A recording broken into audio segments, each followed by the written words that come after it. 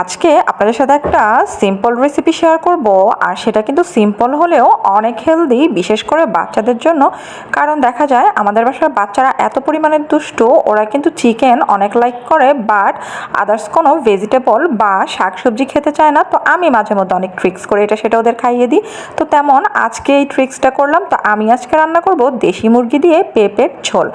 তো মাংস রান্নায় যেই মশলাগুলো ইউজ করি বেসিক সেগুলোই আমি দিয়েছি, শুধু একটু হালকা করে দিয়েছি ঝালটা, যেমন অন্যান্য দিন একটু স্পাইসি করে দিই।